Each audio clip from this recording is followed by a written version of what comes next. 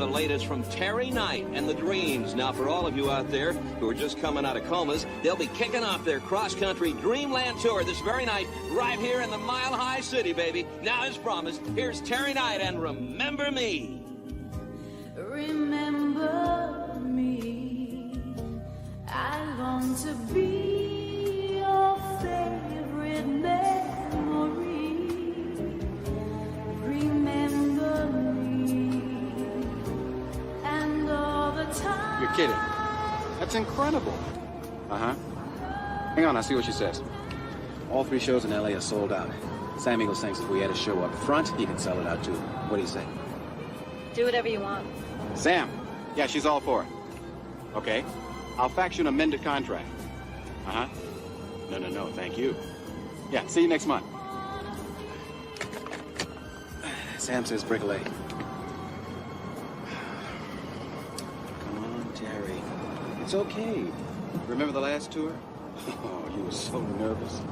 But once you got out there and started to sing, well, you brought the house down. It'll be that way tonight. The show will be over before you know it. Remember Perry Mason, my law school professor? He called me this morning. He's in town to give a guest lecture tonight. Says he can't come to the concert, but he'll try to make the party after. Come on, honey. The show is as tight as a drum. Try to relax. You're gonna be great.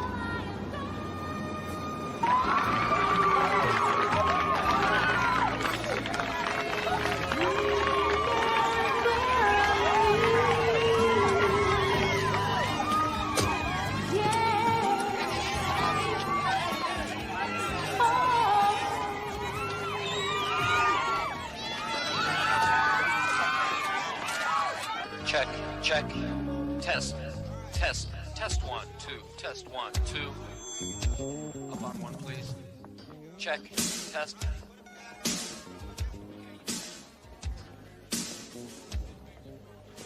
They got your monitors all wrong. I'll be right back. Hey, Frank!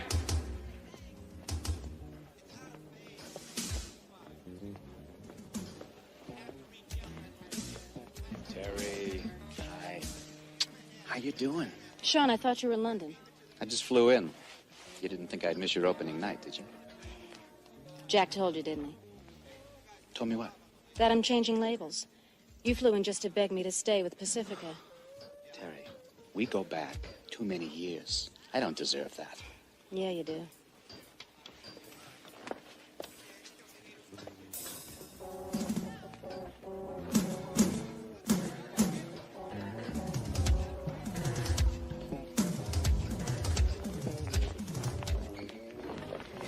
Hi. How you feeling? Where's Carla? She's here. She's downstairs. Well, go get her.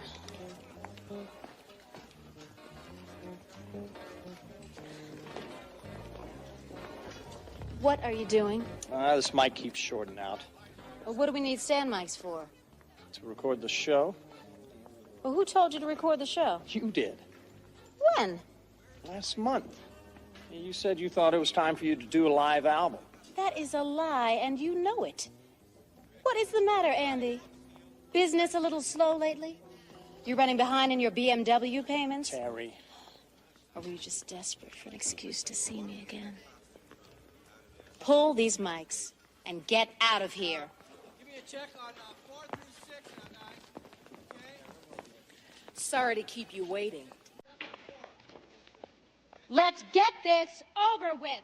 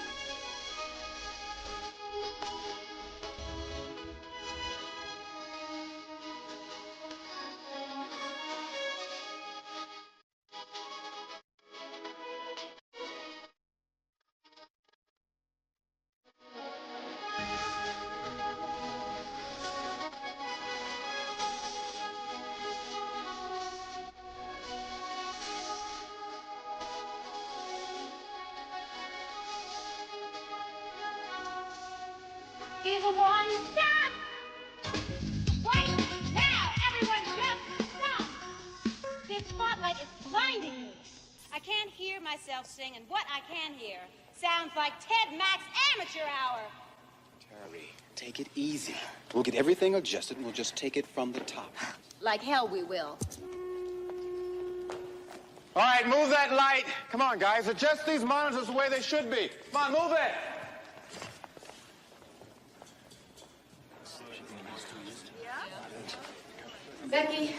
Becky, get my jacket, please.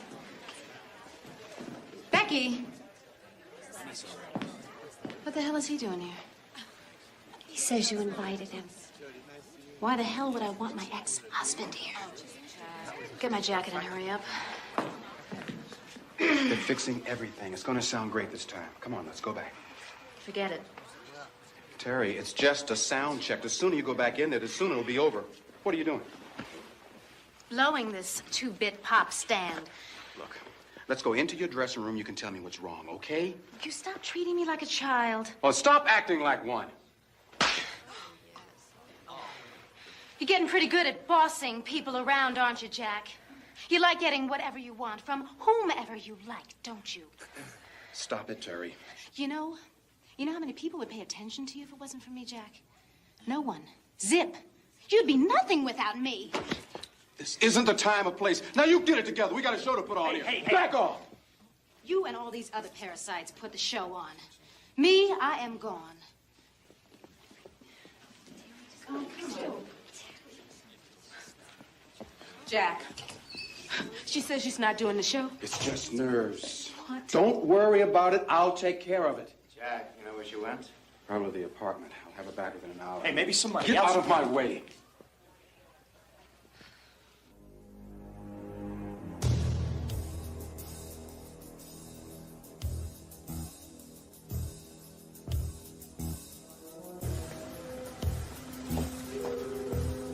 I'll call you if I need you.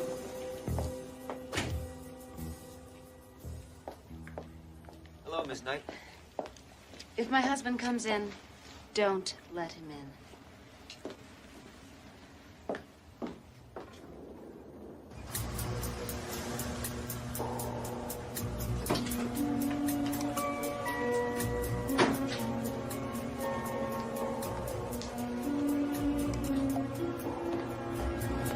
Just a minute there, Mr. Barnett. Your wife said I wasn't to let you up. My wife doesn't know what she's talking about. Maybe if you just Get called her out of from my the... way.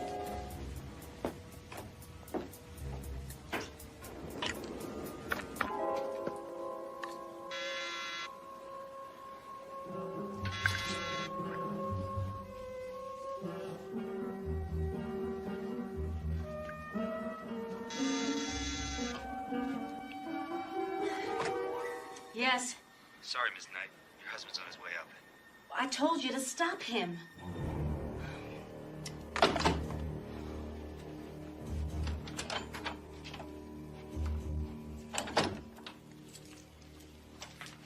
What in the hell's gotten into you? After the concert. Now, let's go. I'm not going anywhere with you. Terry, what's wrong with you? You're trying to get back at me for Corrine, aren't you? Aren't you? I told you it was over 4 months ago. Now, I'm sorry it was a mistake. It will never happen again. Oh, liar! You don't do that concert. Okay, you'll be hurting me, but you'll be destroying yourself.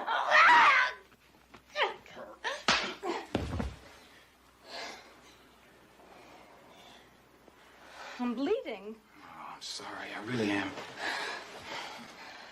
But, sweetheart, you're just not thinking. All right, I'll do your concert. You're just tired. You've been tossing and turning beside me at night for weeks now. It's just your nerves. You're gonna be great tonight. Look, to hell with the sound check. Why don't you just lie down for an hour or two? I left my throat spray at the office. I'll get it. You just try and get some rest. You take my car?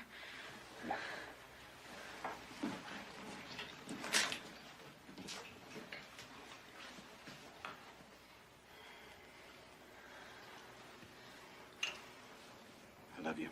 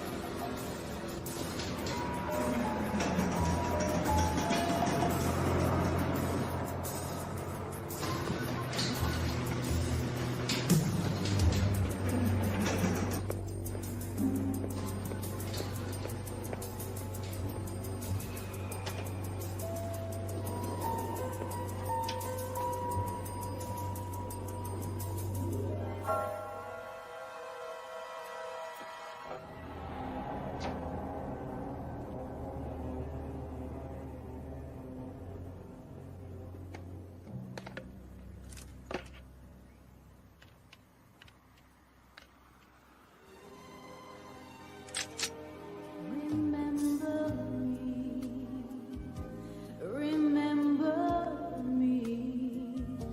I long to be your favorite memory.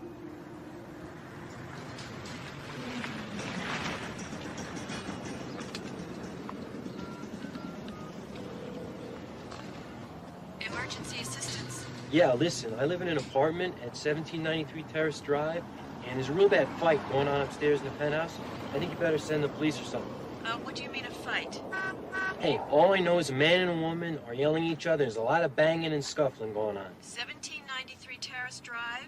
Right, the penthouse. And your name is? Look, just send the cops, okay? You've got to have a permit to park here. Didn't you see the sign? I guess I missed it. Well, you've got to move on. I'm expecting company.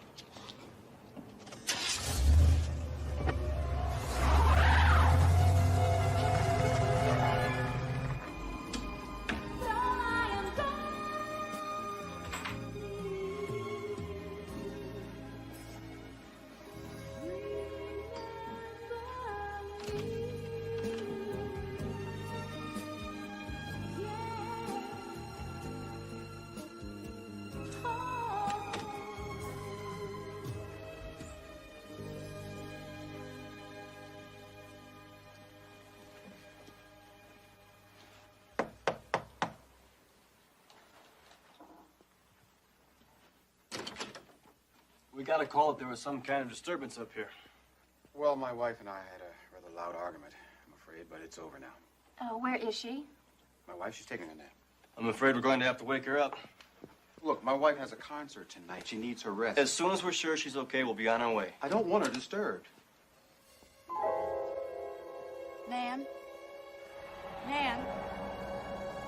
Charlie, in here. You don't have to give us a statement. You do understand it. I'm an attorney. I understand it perfectly. All right.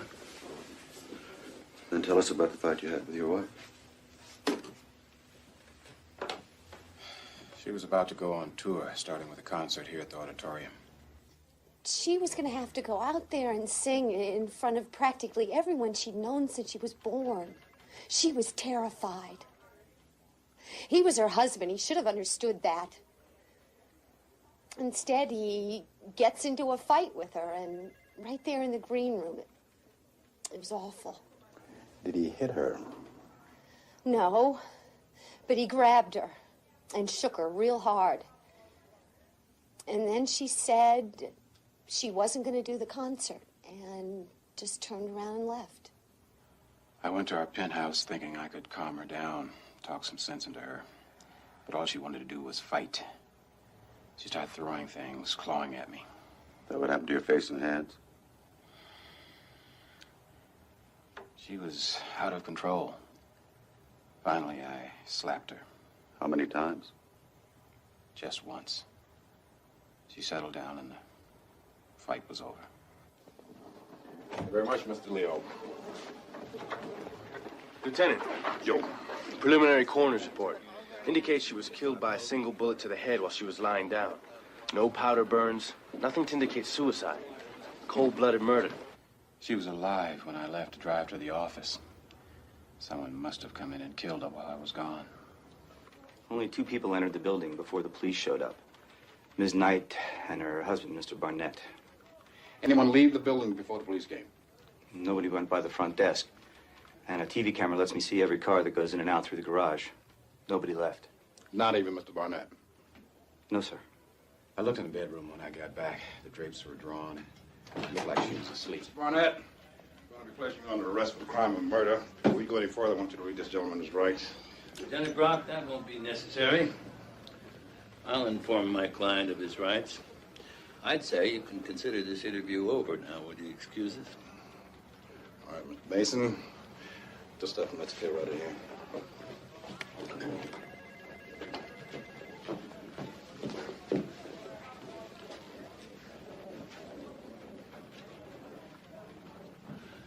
I'm sorry, Jack.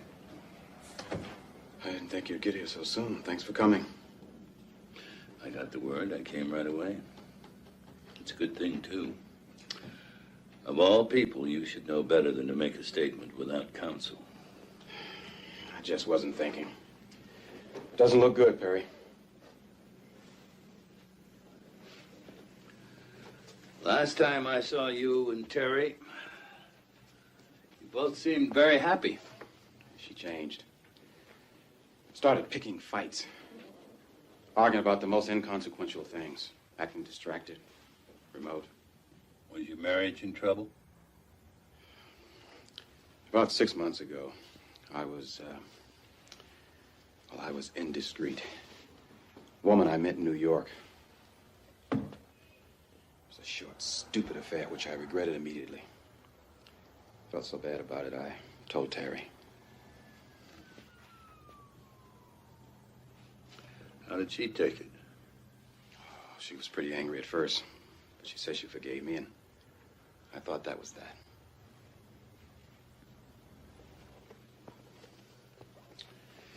All right, Jack. What happened today? Well, we got into a fight over at the auditorium during rehearsal. She left and went to the apartment we have here. I followed. We fought some more. Then we made up. I went out to run an errand. 20 minutes later, she was dead. Someone must have come in and killed her while I was gone. Where did you go when you left? To the office. I had to pick up her throat spray. It was a prescription. Anybody at the office see you? It's Saturday. No one was there. But you got the throat spray.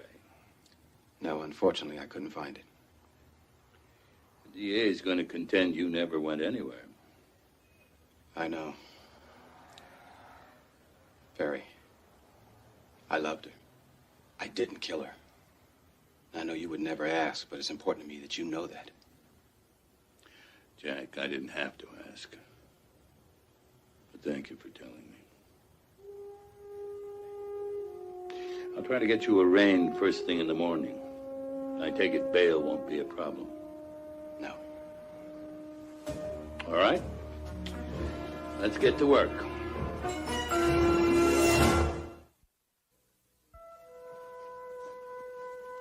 Well, Lieutenant Brock. Mr. Mason, here to have a look at the scene of the crime? If you don't mind.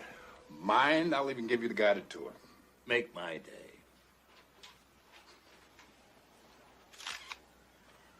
Now, in here is where he shot her. As you can see, she was lying on the bed when she took the bullet. Jack didn't shoot her, Lieutenant. Right. Now, back out here is where we found the murder weapon. .25 caliber handgun. Fingerprints?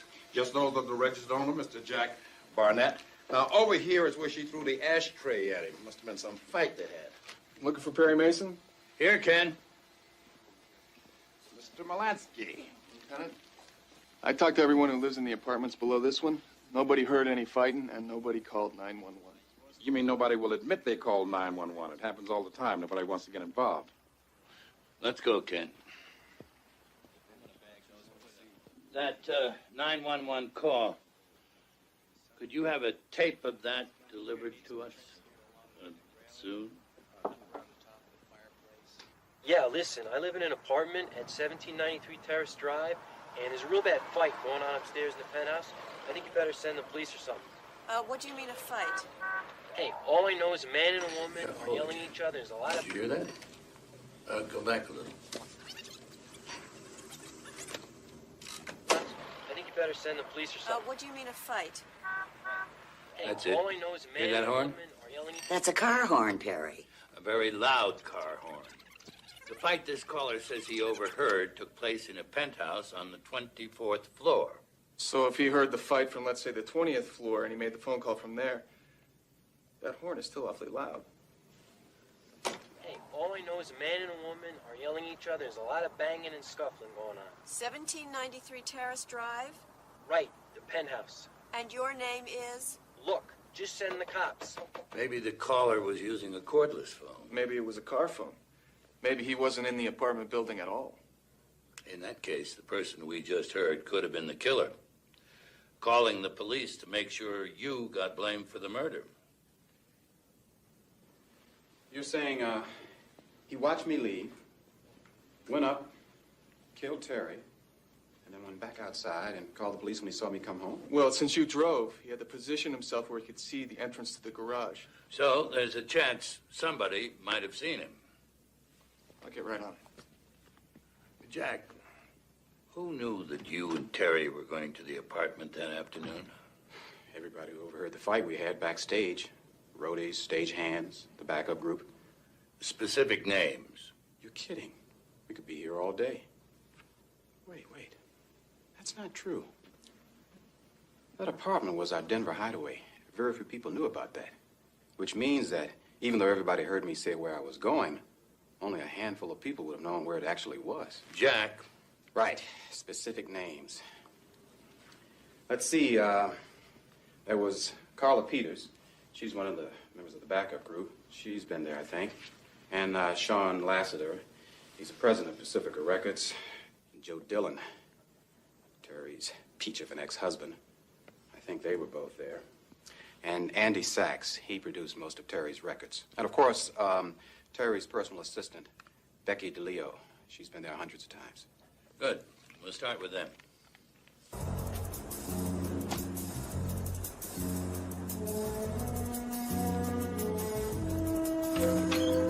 Yeah, hi, I'm investigating a murder, you know, the one that took place on Saturday across the street. I was just wondering if you happen to see any strange people or strange cars that afternoon.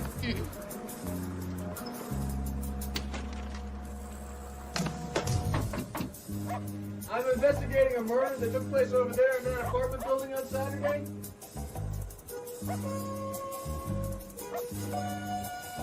I was just wondering if you happened to see anyone or anything that was out of the ordinary that day. Hi, I'm investigating a murder that took place Saturday over there in that apartment building. I just wondered if you happened to see or hear anything that afternoon that was peculiar, like anyone hanging around out here on the sidewalk.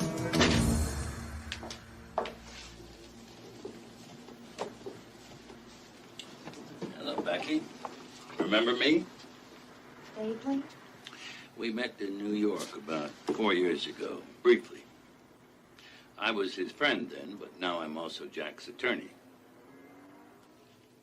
Always wondered something about attorneys. What would that be? How they can live with themselves knowing they defend guilty people for a living. Guilt or innocence is for the judge or the jury to determine. However, if you think Jack killed Terry, you're wrong. Then who did? Someone who knew Terry was going to her apartment after she left that rehearsal. Someone who knew where her apartment was. Someone like me? Perhaps. She and I were like sisters, Mr. Mason. Everybody thought Terry was this glamorous, sophisticated superstar. But what she was really was just a kid. We'd go to Disneyland for the weekend or New York and shop, you know, buying things for everyone she knew. I think it was because coming from the ghetto, having to struggle every inch of the way, when she was a kid, she didn't actually get to be a kid. When did you two meet? About 5 years ago, at a concert in Philadelphia. I was her biggest fan. I still am.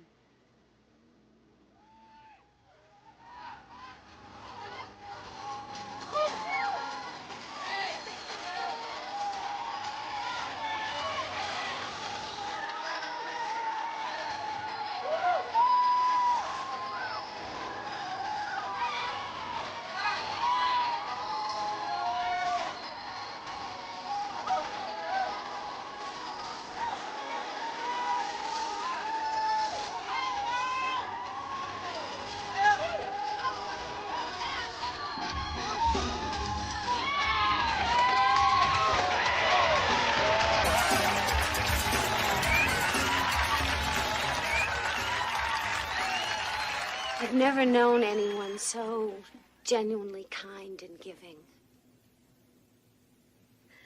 God, I'm gonna miss her. Jack said she'd been pretty rough on you these past few months. She was just nervous about the tour. I understood that. I see you found Becky. How are you doing? Oh, spare me the grief-stricken husband routine, Jack. I know you too damn well.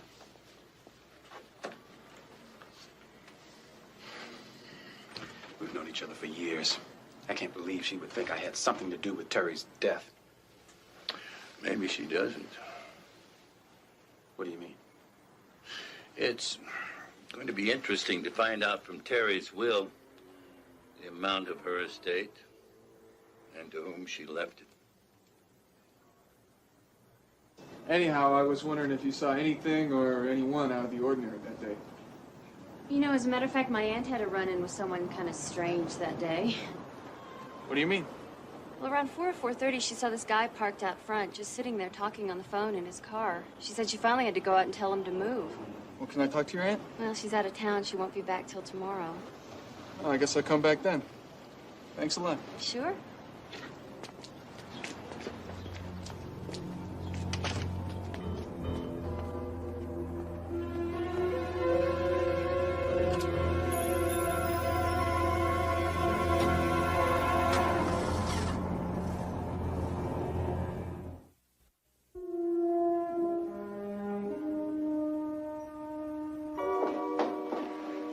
Are you sure you don't want some tea? No, thanks. This won't take very long. Well, you take just as long as you like. My niece will be home for lunch any time now, and I'm sure she'd love to see you again. You're not one of those married men who doesn't wear his wedding ring, are you, Mr. Melansky? Oh, no, I'm not married. Anyway, your niece was telling me you had words with somebody parked out front the day Terry Knight was killed? Well, yes. I was expecting company for dinner that evening. The Hingles, Leonard and Eleanor, and their boy Sheldon. He was on furlough from the Navy. He's my niece's age. Anyway, as you saw, it's permit parking only out front. So I had to watch for the Hingles so I could give them a temporary permit. Only when I looked out, I saw this man parked out there without a permit. So I just marched right out there and told him to move on. Well, what'd he look like?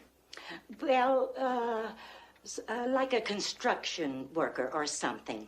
Big and mean, and he had a scraggly beard, and his hair was kind of mousy colored. Well, would you recognize him if you saw him again? Probably. Well, anyway, he drove away as soon as I talked with him. Once he got off the phone, that is. You didn't get his license plate number, did you? Oh, good heavens, no. The make of the car?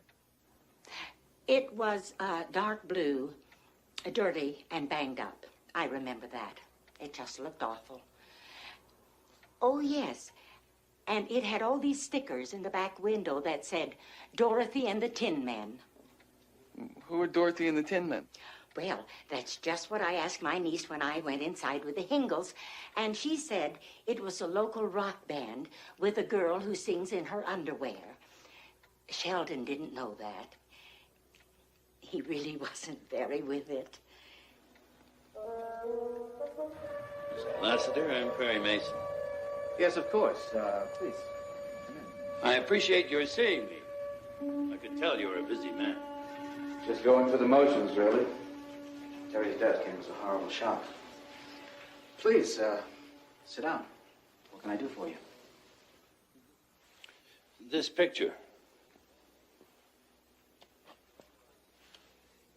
When was this picture taken? 8 years ago. That was the dive Terry was performing in when I discovered her. It was just the dreams then. It was clear she was something special. It just naturally became Terry Knight and the Dreams.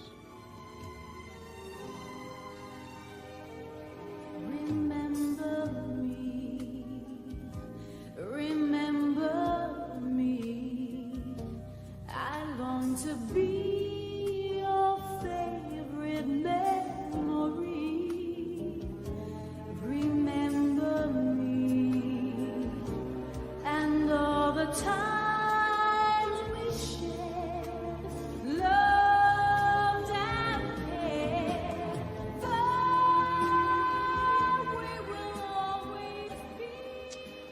All I really did was make her as beautiful on the outside as she already was on the inside. She deserved every bit of the fame and fortune she got. I'll never sign anyone like her again. Ever. Jack tells me she was about to sign with another record company. In this business, that's just another way of asking for a higher royalty rate. No, she was concerned about the way your promotion people do business. I use independents to sell my recordings. What's wrong with the way they do business? Terry apparently believed you got radio stations to play your recordings by giving them illegal payoffs. What, payola? That's ridiculous. Ridiculous. Is that what you said when she confronted you? She never confronted me. Jack says she did. Well, she lied to Jack, or he's lying to you. I mean, my God. The man is on trial for murder. He's liable to say anything. You'd have been ruined if Terry had gone public with her accusations. What exactly are you suggesting?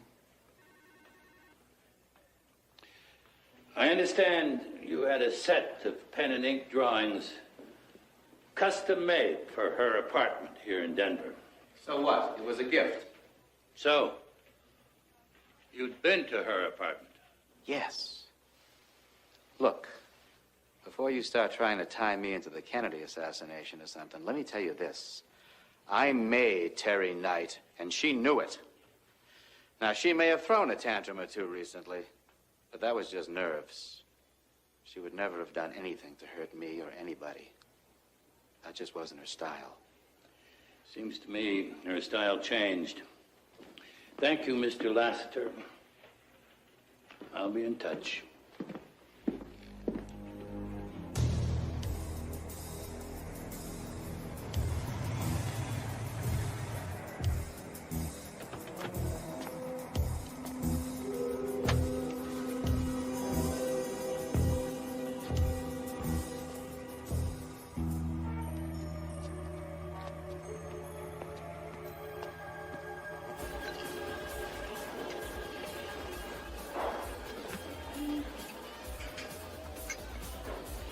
Beer, whatever you got on tap. Coming up.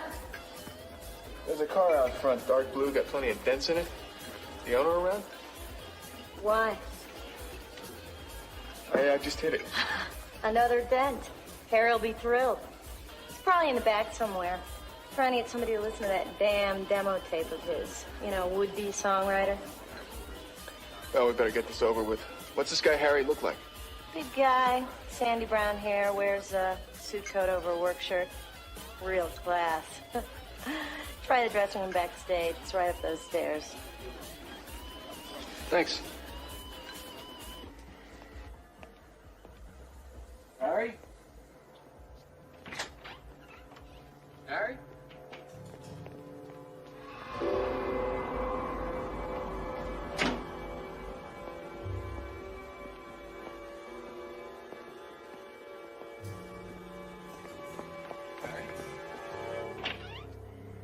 Well, hi. Come on in. I'm looking for Harry. You just missed him.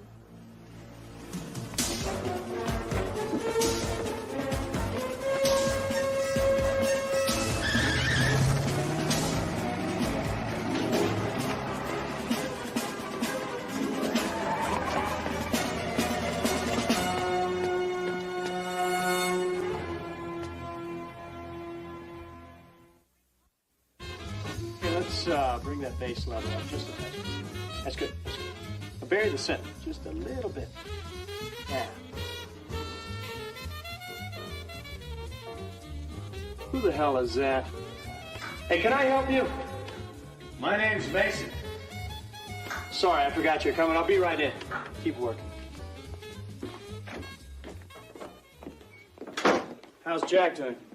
He's holding up. You've been producing Terry's records for how long? 5 years, 4 albums. How the two of you get along? Easiest star I ever worked with.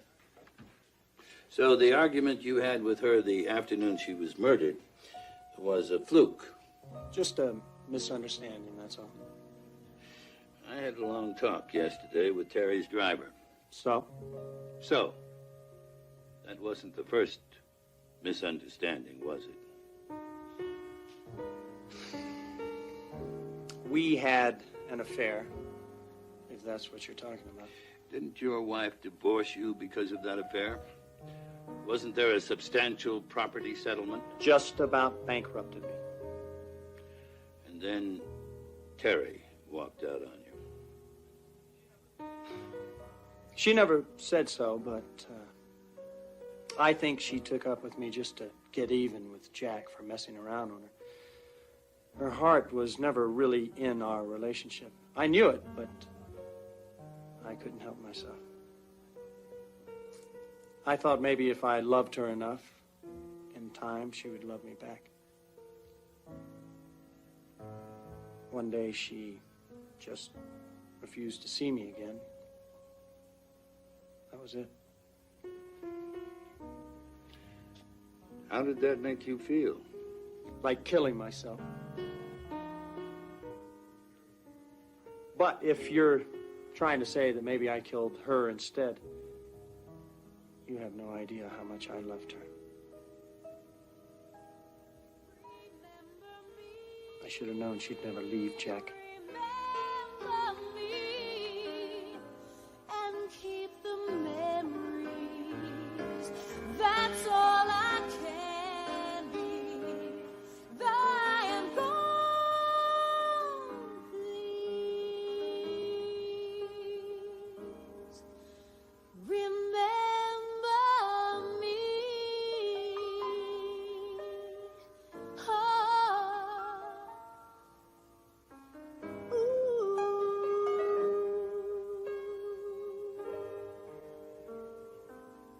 In the end, she just couldn't hurt Jack the way he had hurt her.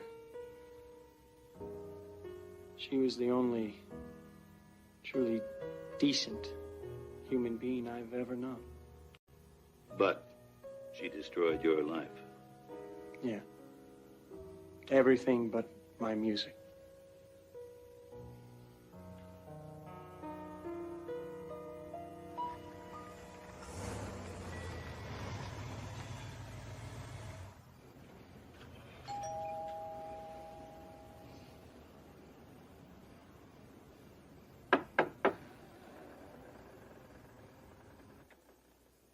Mrs. McDevitt? Mrs. McDevitt?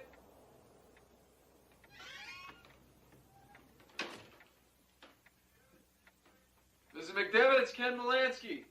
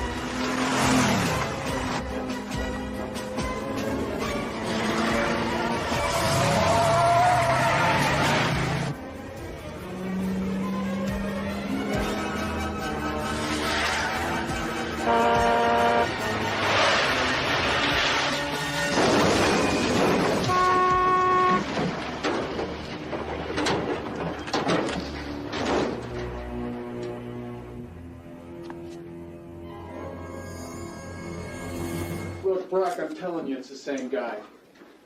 He knew that she could place him outside Terry Knight's apartment the day of the murder, so he got nervous. Came back here and he killed her. This is a burglary going south, plain and simple. Oh, come on.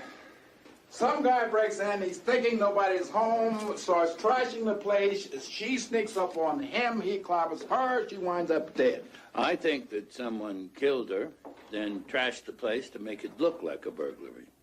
Thank you, Mr. Mason. Mr. Molansky, can you give me a description of your burglar, sir? I didn't get a good look at his face. So, in other words, you have nothing. But whoever killed her also killed Terry Knight. If you'll excuse me, gentlemen. He hangs out at the L.A. club, Brock. Did you get a look at his license plate? Yeah, back at the club. I wrote it down, but it was a dead end. The car was stolen. I'm gonna find that guy, Perry. Of course you will. I just want you to end up in one piece.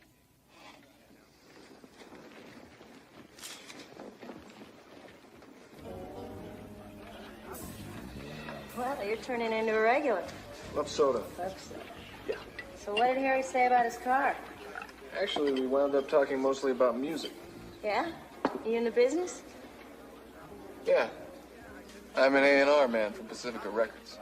Listen to the demo Harry gave me last night. I think I could use a couple of his songs. No kidding. Harry's gonna be famous. Maybe. If I can find him. See, I lost his phone number. Hey, Kathy, come here.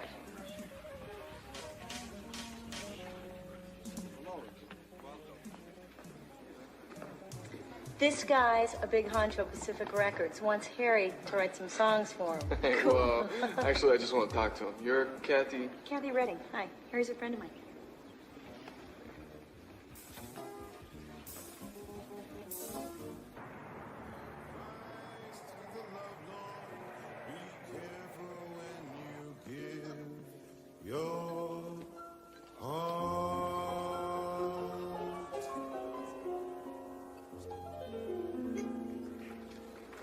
Perry Mason. That's right. Joe Dillon. You were Terry's first husband. I was 29. She was a cute 17. I was like an older brother to her. She wanted to sing. So I taught her how. The voice, the moves, that cute little smile. I taught her everything. And somewhere along the way, we fell in love. I married her. 4 years later, she walked. What happened? Magic, Mr. Mason. Terry had magic when she sang. People couldn't take their eyes off her. And once she found that out, I couldn't hold her.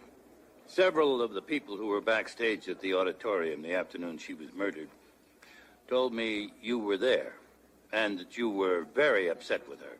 I was mad as hell.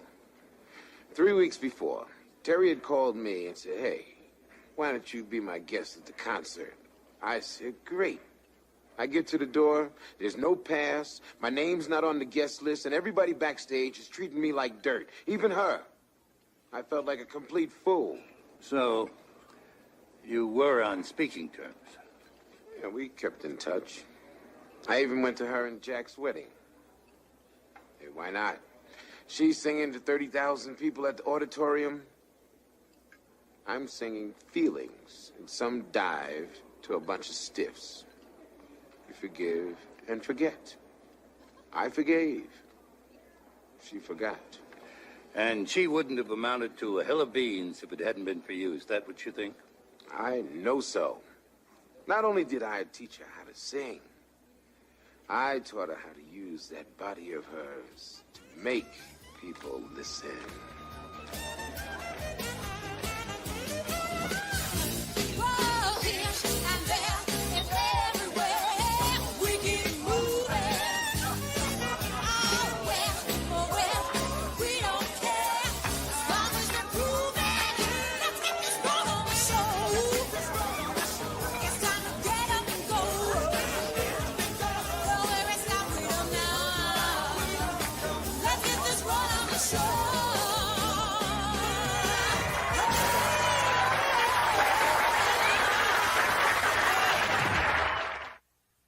We had some great moments. Did you know about her apartment on Terrace Drive? I've been over there a few times. The afternoon she was murdered? You mean, did she make me so mad that I went over there and killed her and then framed Jack because I saw them fighting at the auditorium? That's exactly what I mean. Nah, forget it. Jack is the one that killed Terry. And like I told the DA this morning, Terry called me a week earlier. Said that she was afraid that Jack was going to kill her. And lo and behold, he did. Excuse me. Thank you.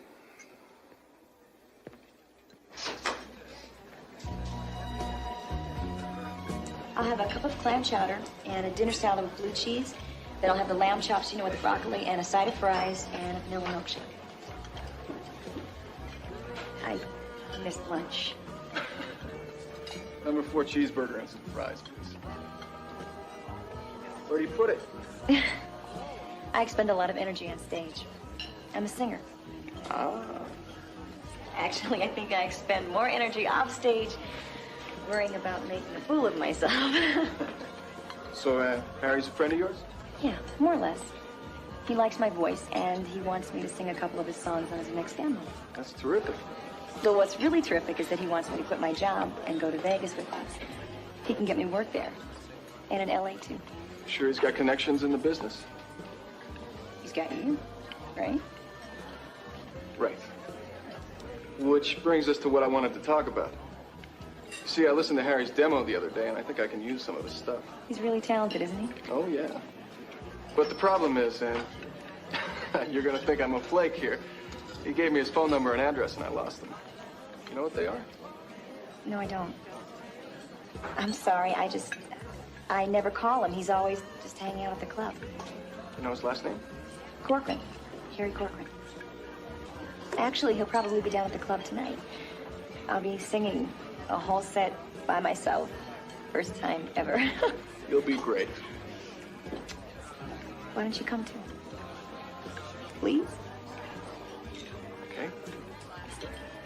I'd like that.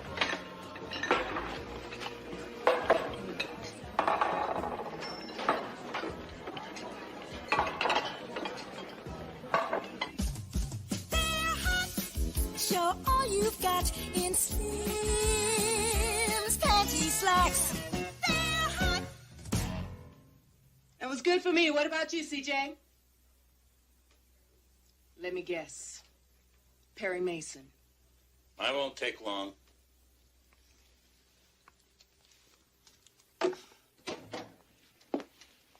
So?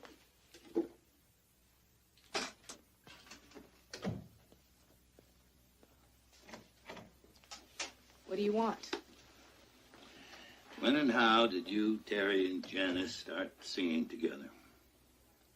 We went to the same high school. Started singing together there just for fun.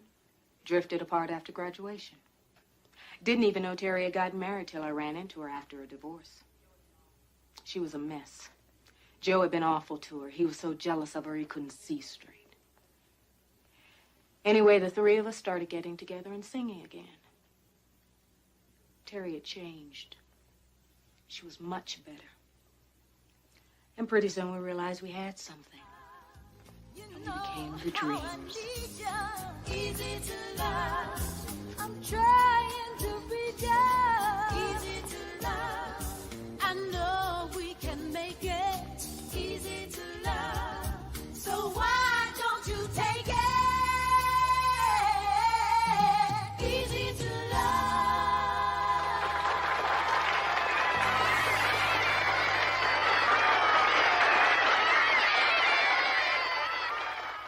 She and I and Janice, we became best friends and stayed best friends.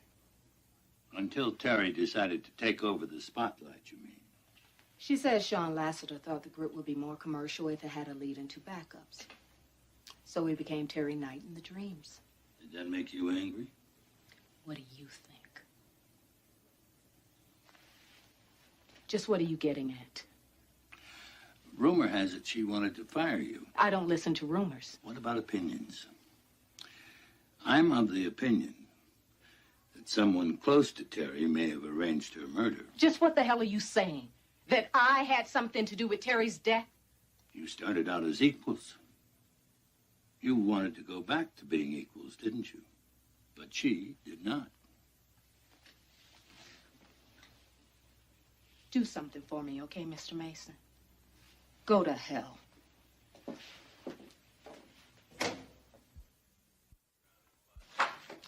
What I can't figure out is why so many people I talk to almost eulogize Terry. Maybe she was a nice person. She mistreated everybody around her, they all admit it. Yet in the same breath, they all go on about how wonderful she was. It doesn't make sense. It just doesn't make sense. Thank you.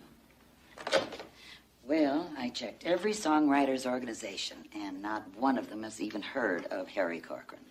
There is no Harry Corcoran registered in any hotel or motel in the vicinity. Yeah, well, whatever his name is, he is an aspiring songwriter because the people at the club have heard his demo tape. The more reason to believe that one of our suspects may have hired him, damn it. The more reason.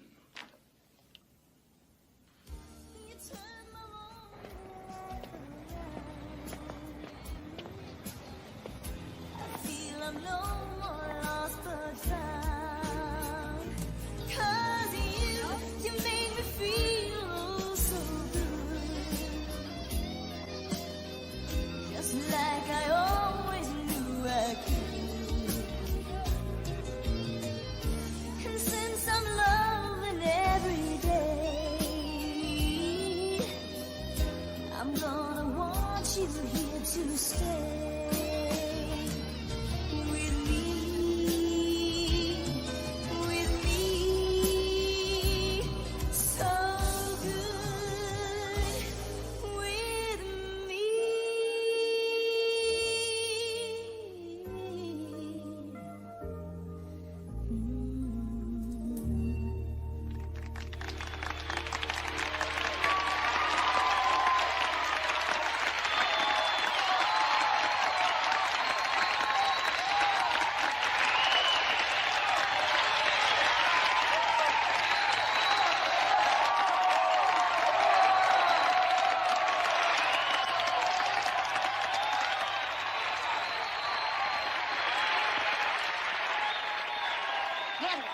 Tell Harry there's an A&R guy up in the booth that wants to talk to him, okay?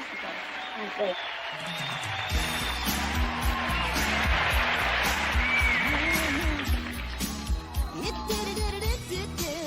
I wanna look at you, baby. I wanna feast my eyes. I wanna look at you, baby. I know you're one big surprise. I wanna look at you, baby. Ooh, you know I can't get enough. The more I see, the more I like. The more I like, the more I love to look at you, baby. Come on and make my day. I need to look at you, baby. Said in every way. Come on.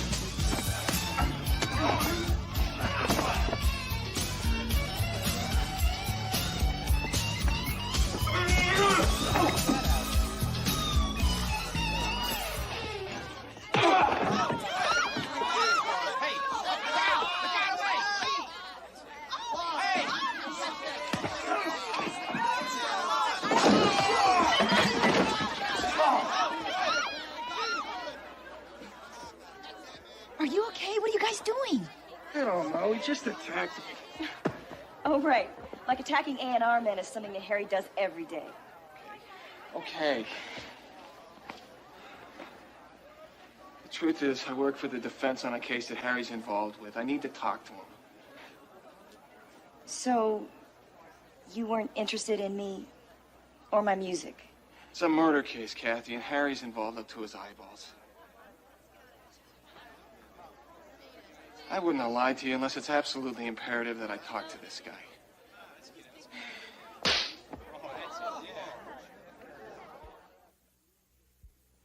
Got to the point there wasn't anything more I could do to help her singing career. So she left me. So you were married to her for how many years? Just short of 4 full years. Prior to seeing her at the auditorium on the afternoon before she was murdered, when was the last time that you saw Ms. Knight? About a week before that. Under what circumstances? She called me, asked if she could come over. She sounded desperate, so I said sure. So she came to see you? That afternoon. The minute she walked through the door, she started crying. Said I was the only one she could trust. Said she was afraid of her husband. She say why? His temper. She said it had gotten so bad that she was afraid that he was going to kill her. Those are exact words. No, actually not.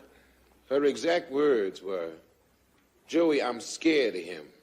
He loses his temper when we argue. One of these days, he's going to end up killing me. Nothing further. Your witness. Mr. Dillon, was anyone else present when you heard Terry Knight say she was afraid Jack Brunette was going to kill her? No, sir. And you remember her exact words? I have a very good memory, especially where Terry is concerned. Were you aware of anyone else who might benefit from Terry Knight's death? Not offhand, no. You're certain of that? Yeah. As certain as you are of Terry Knight's exact words? I suppose. Yes or no, Mr. Yes, I'm certain. What do you do for a living, Mr. Dillon? I sing and play piano. In bars, at weddings, whatever. How much will you gross this week? $500. That for 7 days? 6. How much would Terry Knight have grossed for 3 performances at the Denver Auditorium? $350,000. To the penny. Happen to know how much her estate is worth? Couple million, I guess. 14 million, to be exact. Now, who stood to inherit that money, Mr. Dillon? Probably Jack. That's right. Her husband, Jack. Except that if he were to be found guilty of her murder, he could not legally inherit 1 single cent. Everything would go to the second beneficiary named in her will. Do you know who that person is, Mr. Dillon? Now, wait a minute. Please, Mr. Dillon, tell the court who the second beneficiary is. I don't know. Of course you know. It's you. If Jack Barnett is convicted of murdering his wife, then you will be handed a check for $14 million. Mr. Dillon, you lied just now about her will, yet you expect us to believe you told the truth about Jack Barnett's threat against his wife.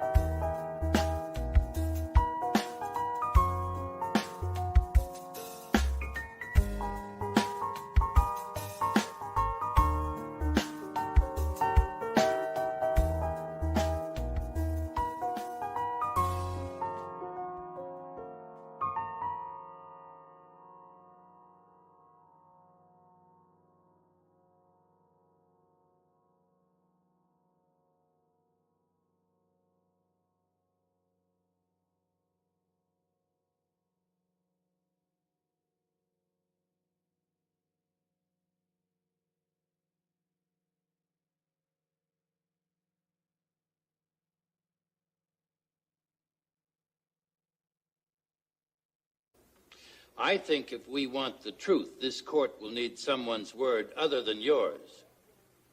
No further questions. But I'm telling the truth. Mr. Dillon, I Look, have no more everything that she said, she come and told me. Silence. Mr. Dillon, one more word from you and I will have to hold you in contempt, sir. Redirect? No, Your Honor. You may step down now. I'm looking for Kathy Redding.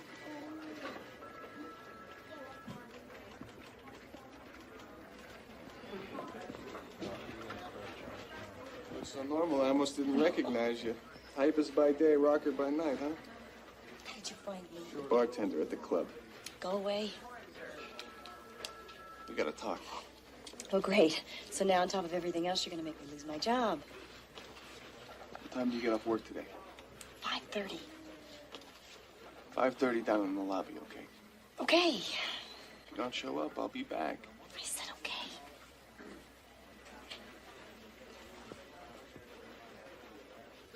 So I says to him, your wife doesn't want you going up there. And he says to me, mind your own business. And then he goes up. I couldn't stop him. I can't help but feel like what happened to Ms. Knight was my fault. Did Mr. Barnett seem angry to you? Real angry, yeah. When did Mr. Barnett leave the building? Do you remember? Not till that night, after the police came. You're sure? There's TV cameras all over that building. Anybody that comes in the front door or goes in and out the garage, I see him. Well, what if Mr. Barnett were driving someone else's car?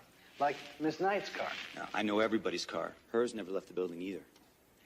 So what you're saying is, you did not see Mr. Barnett leave the building between 4 and 5 that afternoon, the time at which the coroner has testified Miss Knight was killed. No, I sure didn't. Thank you, Mr. Sussman. Your witness. Marvin Sussman. Those TV monitors you mentioned, how many do you have to watch while you're on duty? Let's see, there's 10. 10? You watch 10 TV screens, Marvin? I should think that would be hard on your eyes. My eyes are as fit as fiddles. When's the last time you had them checked? About 6 months ago. 20/20, both eyes. Don't your eyes get tired from looking at TV screens all day? No, sir. Don't you ever have to take a break? Look away for a while? No, sir. They pay me to watch those monitors, and I do. Like a hawk. Well, thank you, Marvin. Oh. Who was Secretariat? A racehorse. Swaps? Native dancer? Affirmed? All racehorses. Everybody knows that. Yankee Red? Yeah, he's a racehorse, too. But not everybody knows that. Only the people that bet on him in the feature race at Hialeah yesterday. People who like to play the horses. Now, you like to play the ponies, don't you, Marvin? I make a bet every once in a while. How often is once in a while? Marvin Sussman, I realize your job may very well be at stake here, but my client's life is at stake. Now, believe me, the guilt you feel for what happened to Terry Knight is nothing compared to what you'll feel if he's convicted because you failed to tell the truth. Now, you bet on the horses practically every day, don't you? Yeah. When you can't get to the track, how do you place your bets? I have a bookie. He works out of a bar that's just around the corner from the apartment building. Isn't it true that every day at 4:15 you go to that bar to place new bets and settle old ones with your bookie? Marvin, we need the truth now. Isn't that the truth? Yeah, it's true. Did you go to the bar the afternoon Terry Knight was murdered? Yes. How long were you gone? 15 minutes at the most. Isn't it true that during that time, Jack Barnett could have driven out of the building, gone to his office, and driven back into the building without your seeing him? Yeah, it's possible. Real possible. Thank you, sir. That's all. Go ahead, what would you like? Nothing. Cup of coffee. Well, maybe just a cup of decaf. And the beef stew. And a piece of pecan pie. A la mode. Well, you're not bleeding, so I guess you haven't found Harry yet. No, I haven't, but I found these. Finally got a good look at him at the club last night, so I went over to police headquarters to take a look at some mug shots. Guess what? He has a record, I know that. He told me. He wrote a couple of bad checks. Try armed robbery. 3 years in Joliet, and his name isn't Harry Corcoran, it's Steve Gant. So big deal. So he changed his name because he wanted to start new with a clean slate. Kathy, I think this guy's a killer. He's just a songwriter. He's very He dangerous. likes my voice. Damn it, he thinks I'm good. Kathy, I know this guy said he wants to help you, and I know you want to believe him, but I'm telling you. It's bad news.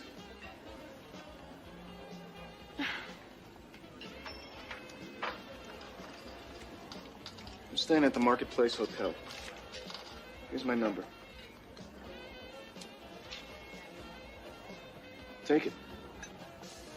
If I'm wrong, throw it away.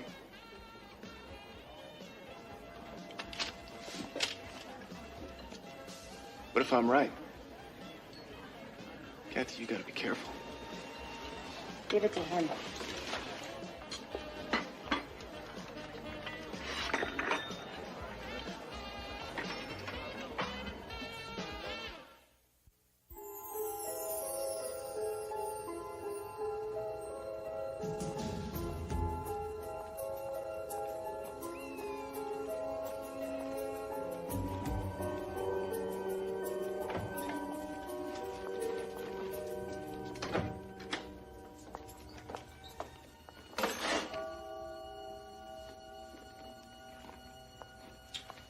Hi, how was your day? How did you get in here? The window by the fire escape was open.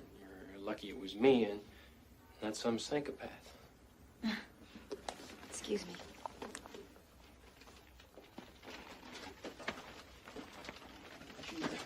You don't seem very happy to see me. You broke into my home. I got tired of waiting outside. Where you been, anyway? Grocery shopping, what does it look like? And now I'm gonna go change.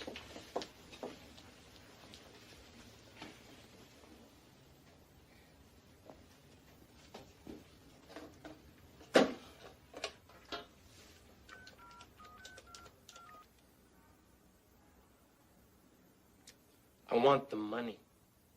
Now. Nothing doing. Tomorrow night, or I start blowing whistles.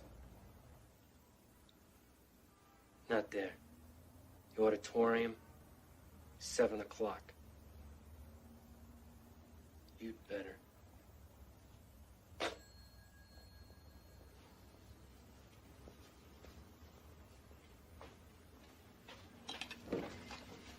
Who was the guy at the club the other night? You're the one who beat him up. Why don't you tell me? He wasn't any A&R guy from Pacifica Records. That's what he said. What else did he say? Nothing.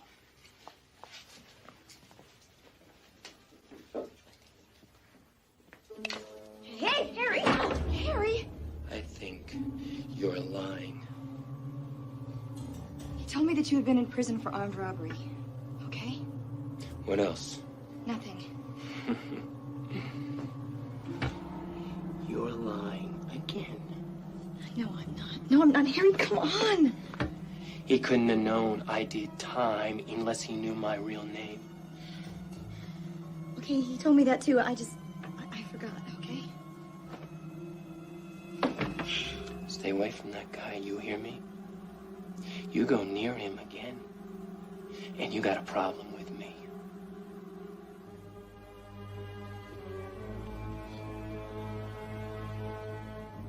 Mr. Mr. Clemens, would you please tell this court your profession?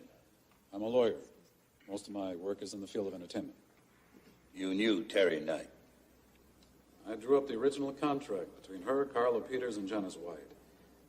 The one that formalized their relationship as the Dreams. And I continued as her lawyer right up until her death.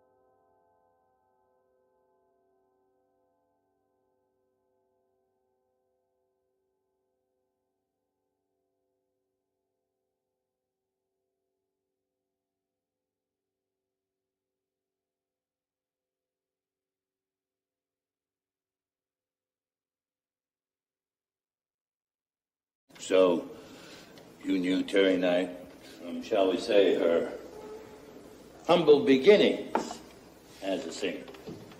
From the grassroots, Mr. Mason.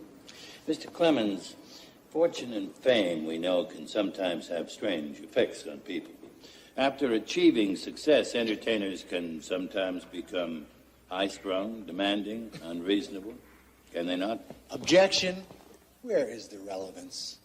Your Honor, proof of reasonable doubt demands showing that other people, in this instance, a good many other people, had a motive for committing this murder. Terry Knight's personality is a crucial element.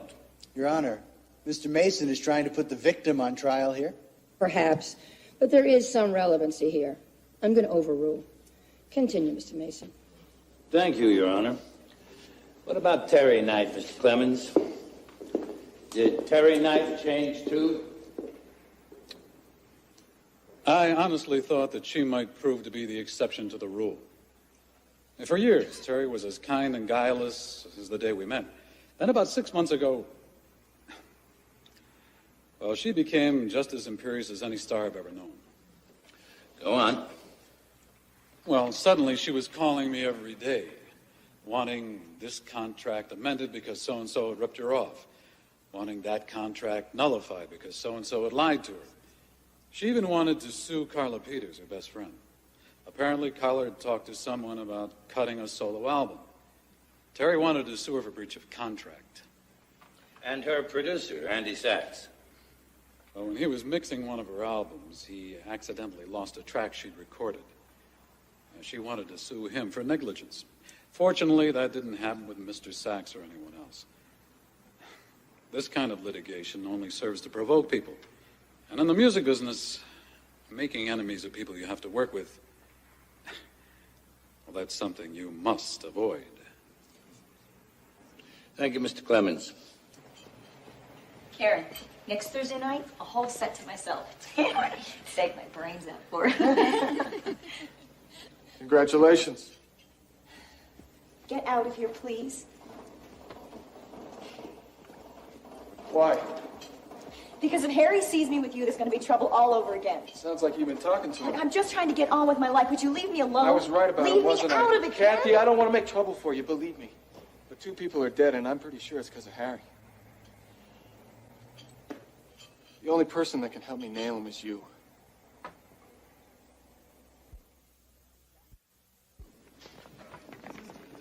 Mr. Mason, will you call your next witness, please? Defense calls Carla Peters.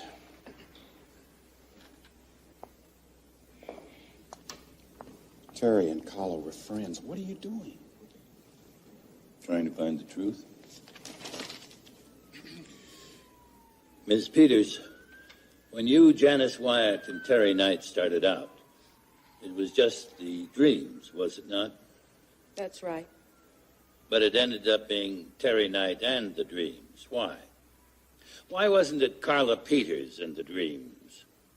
It just didn't work out that way. When Sean Lassiter promoted Terry to lead singer and demoted you to backup, did Terry object? No. In fact, she was relieved she didn't have to compete with you anymore, wasn't she? I wouldn't know. In fact, when she heard you were thinking about doing a solo album, when it looked as though she would have to compete with you, she tried to destroy you, didn't she? Miss Peters, didn't Terry Knight try to sue you? She tried to sue me, yes. Terry Knight was a willful, vengeful star who was determined to crush any and all threats to her, including you. Isn't that true, Miss Peters? No, it isn't. You want me to sit up here and say Terry was some kind of monster, don't you? All I want is the truth. The truth? The truth is that she was one of the finest people who ever lived. You want me to say she changed? Okay. She changed. How can you not change when 40,000 people go nuts every time you step on stage? Well, you make so much money. You can buy anything you want. That's a lot for a girl who grew up with nothing. You know? People treated her like she was a superstar. So, okay, maybe she acted like one sometimes. But I knew what she was really like. She was my friend. And I loved her.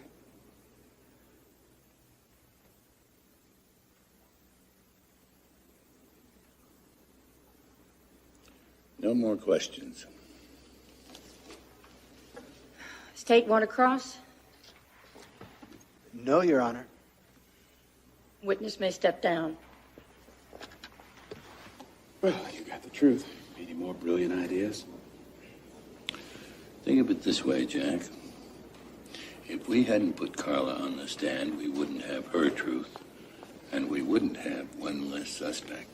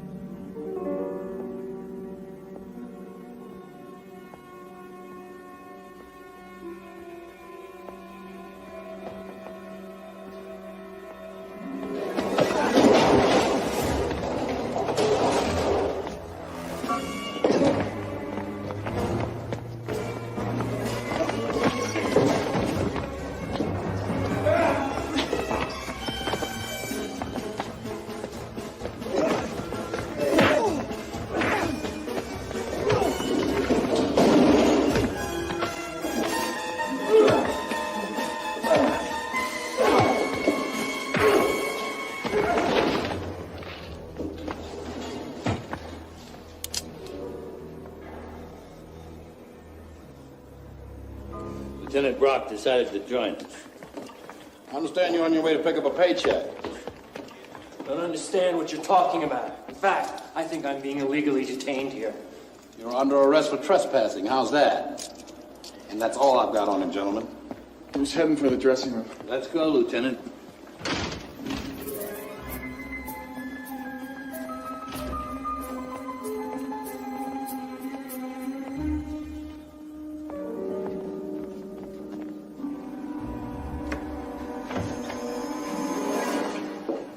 Hello, Becky. What's going on? Hey, give me that. Money. How much money exactly? How much was Terry's life worth? It wasn't me. I'm doing this for someone else. Someone else made me do it. Who would that be? Your client, Jack Barnett.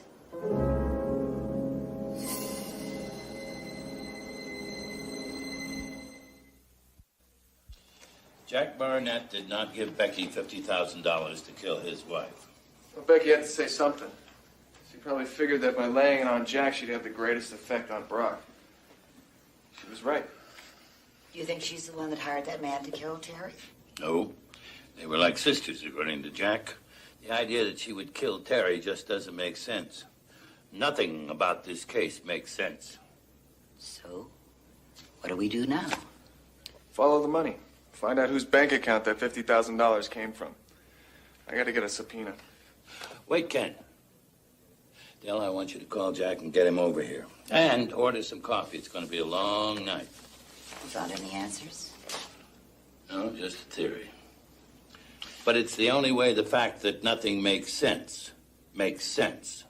Mr. Leo, would you tell the court, please, who killed Terry Knight? A man named Steve Gant. How do you know that? Because I was the one who hired him to do it. I was forced to by her husband.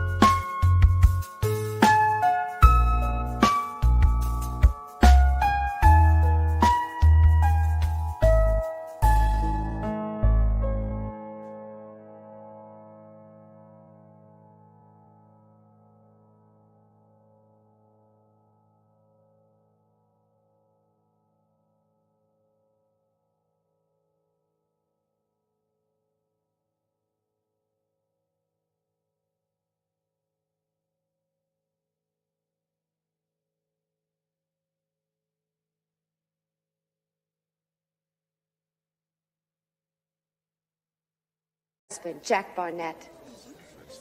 Order. Order. He came to me about a month before the murder and told me if I didn't do as he said, he'd ruin me. He'd make sure no one in the music business would ever hire me again. How did you find Steve Gant? Run an ad in the paper? I knew him because he was a songwriter. At least he thought he was. He kept writing stuff for Terry on spec and begging me to give it to her, kept trying to butter me up. He let it slip once that he'd been in prison. So I assumed, correctly, that he was capable of violence. How much did you agree to pay him? $50,000 before and $50,000 after. Cash. Again, it was Jack's idea. Not quite. You see, the money tells a different story. $100,000 is a lot of cash. The withdrawals Jack Barnett made over the past 8 weeks, even over the past year, add up to nowhere near $100,000. The records are right there. Now, where did Jack Barnett get the money? People in the music business are always making cash deals. He probably had it squirreled away in some safe deposit box. I have the bank records here to show that someone did make cash withdrawals which add up to $100,000. Now, Terry Knight and Jack Barnett had one joint bank account and each had several separate accounts, did they not? Yes, Who handled Terry's account? I did, most of the time. Now, what happened to the cash that was withdrawn from 3 of her accounts on 8 different occasions? Withdrawals which, as you can see, add up to $100,000. I don't know. Terry was very impulsive. Sometimes when she felt like buying something, she'd just go to the bank, get some cash, buy it, and tell me about it later. How do you suppose Steve Gant got into Terry's apartment so he could do the killing? I don't know. I didn't either. So I asked him. He said the door was unlocked. Now, how do you suppose that happened? Jack unlocked it for him and then left on a fake errand so it would look like he had an alibi. Jack said it was locked when he left to run that errand. He said he and Terry always kept the door locked. He's lying. He is.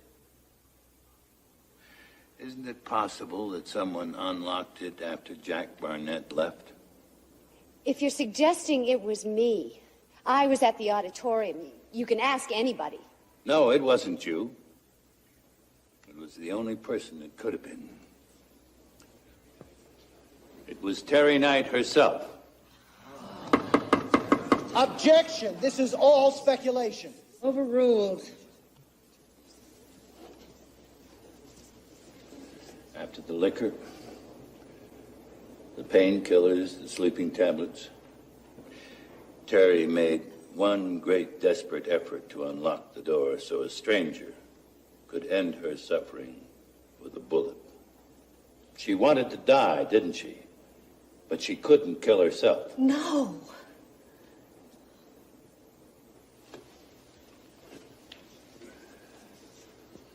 Mr. Leo.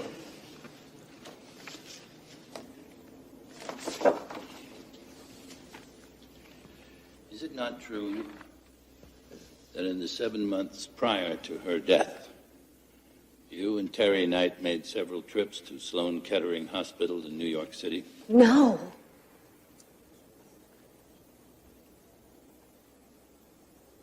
Yes. Would you tell the court, please, who's Dr. Philip Daltrey? An oncologist on staff there. And who is Dr. Marla Scott? A neurosurgeon. Why was Terry Knight seeing those doctors? Why? Becky, aren't you going to tell us about your best friend?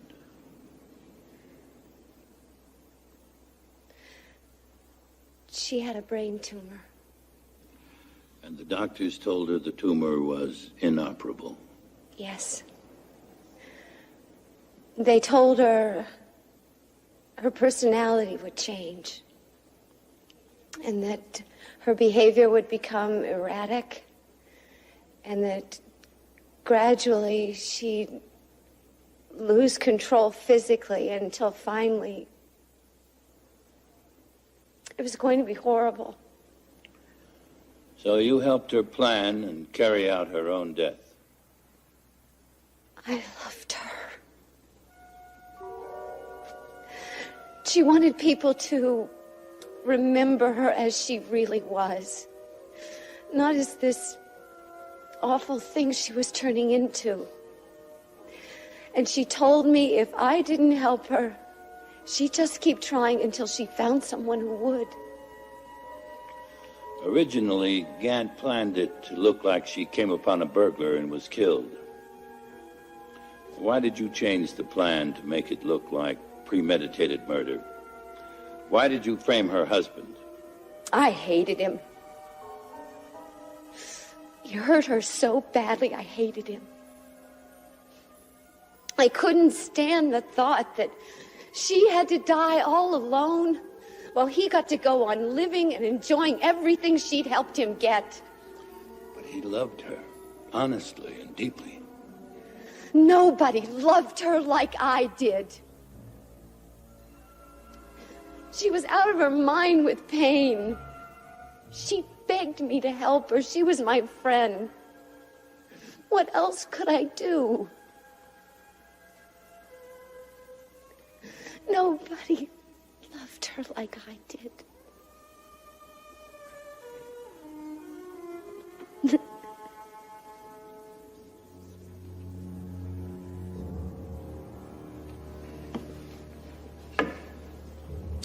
Your Honor, in view of these revelations,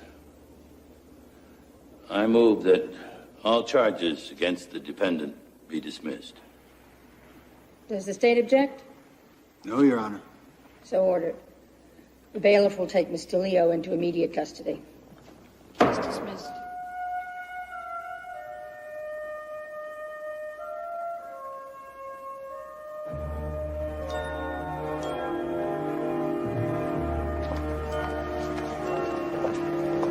Sure you don't want to join us?